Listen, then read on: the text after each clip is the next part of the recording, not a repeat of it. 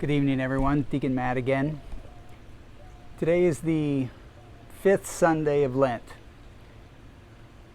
We're getting closer and closer to Easter. Next weekend is Palm Sunday, and then the week after that is Easter. So our readings are bringing us closer and closer to the great gift, the great sacrifice of God's Son.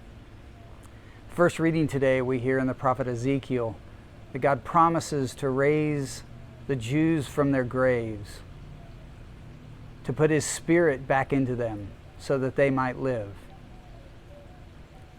And then in the Gospel, we hear the story of Lazarus being brought forth from the tomb. So both these readings are about death and about life.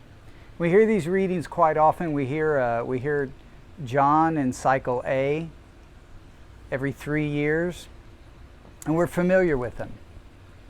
We're familiar with Martha and Mary and their question, why weren't you here? If you'd been here, our brother wouldn't have died.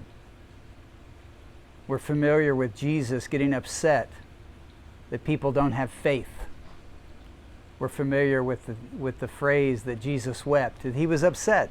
Lazarus was his friend, and that human part of him hurt at the loss of his friend. But as I was praying on the scriptures this week, something else touched me. I thought these two scripture readings would be fantastic readings to have on Ash Wednesday, or the first Sunday of Lent. You see, there are things in our lives that need to remain in the tomb, that when they die, they need to remain in the tomb. And there are other aspects of our life that need to be brought back. Maybe there are attitudes you have or relationships that you have that are toxic and that you need to step out of. Maybe there's something about yourself that you don't like. You're impatient, you're judgmental. Those are the things that we need to leave in the tomb.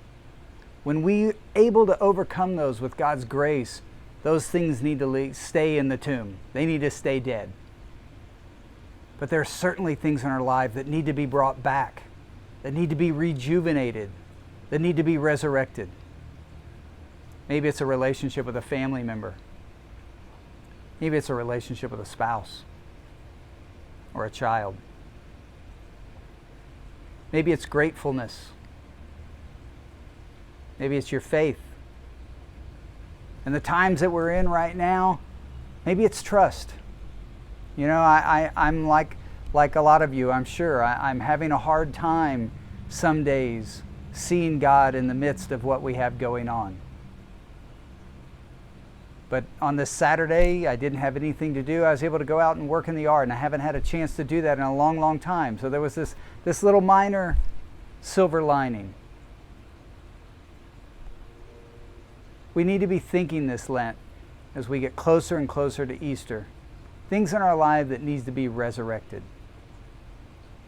And if we can resurrect those things and pray on them and ask God to open our hearts and our minds to those things so that He can bring them forth in us, we'll be able to celebrate Easter in a new and profound way. Maybe not in church with our families and our friends and the greater community, but certainly where it matters, in our hearts. 2 weeks from now, the tomb is going to be empty, the stone's going to be rolled back, and Christ is going to be resurrected.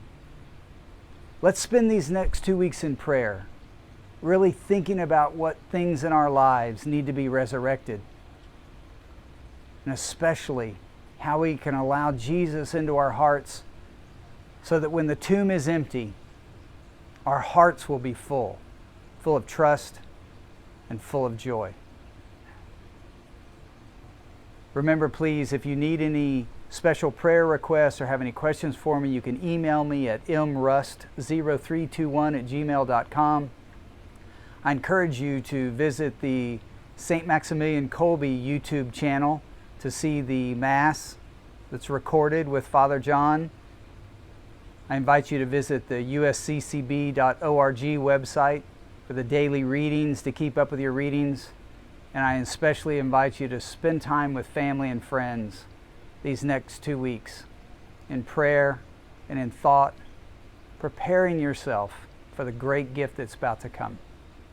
Please follow me on YouTube. You can follow me on Twitter at mruss0321. And I look forward to seeing you soon. God bless you.